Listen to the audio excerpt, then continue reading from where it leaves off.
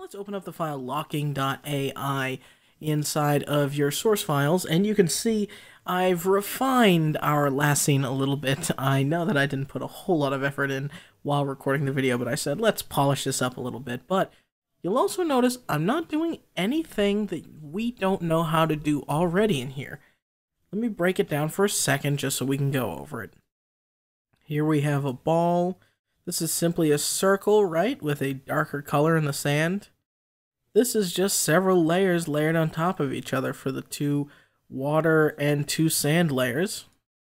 Little birds are simple little brush strokes, and the clouds, as you can see, are circles. Mr. Sun is just a series of circles and some straighter lines. And you can see his glasses, the shadow, it's just a copy of his glasses. They're just semi-transparent. In fact, if I double click, open up his group, here we see his glasses and they're 40%. So the exact same stuff we've been learning, only you're seeing it in a more advanced state. Now we want to finish up our scene by adding a big ray coming down from Mr. Sun and shining on all these beach balls and kind of turning them yellow, giving them his golden sun hue. Well, we're going to first grab our pen tool and start on one side of the sun. Click there, and maybe over here sounds good. Right off the scene. We're going to go over here. We're going to come up here and finish up our sun ray and then connect it here. Now we want to turn this whole sun ray yellow. And we're going to turn off the stroke. And then we're going to go over to its appearance, or its opacity, and turn that down. So it's still warming things up, just not too much.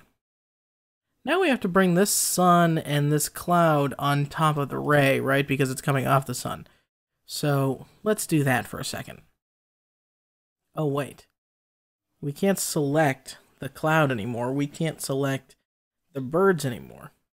Well, that's because they're behind the giant ray that we drew. How do we get these things behind the ray to be selected?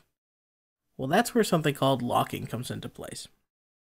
So we're going to go up to Object, and we're going to go to Lock. We're going to lock the selection, and you can see Command 2 will do this too. So I'm going to select that from our menu. And now you can see I can grab our cloud and our sun holding down Shift.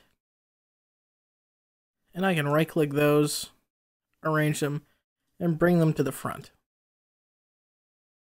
Now I can even select our beach ball, or what if I want to edit this path? Well, I have to unlock the object. You can see no matter how hard I try, I can't access this ray. I can't direct select it either. So I have to go to Object and Unlock All. And you see this unlocked the blue sky in the background too. Yeah, I started off this file with the blue sky locked. So the problem with unlocking and locking is when you unlock, you always unlock everything. If you locked a bunch of things, they're all going to unlock. If you only want to unlock one thing, well, sorry, you're going to have to try some other way. Along with locking, you can also hide things. So if I want to hit Command 3, that hides an object.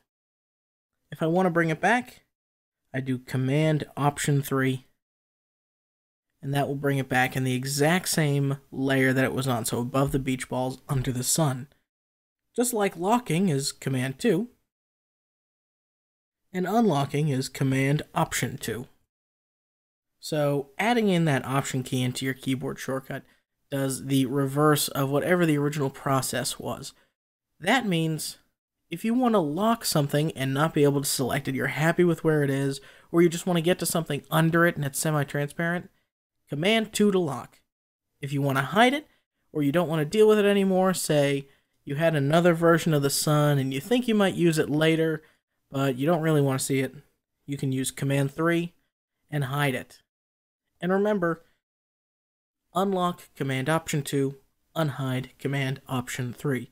This is going to become a powerful tool in your Illustrator workforce, but you may not use it right away. It's really going to be for your advanced scenes, and we're certainly going to use it when we go to create that video game cover. So lock, unlock, hide, unhide.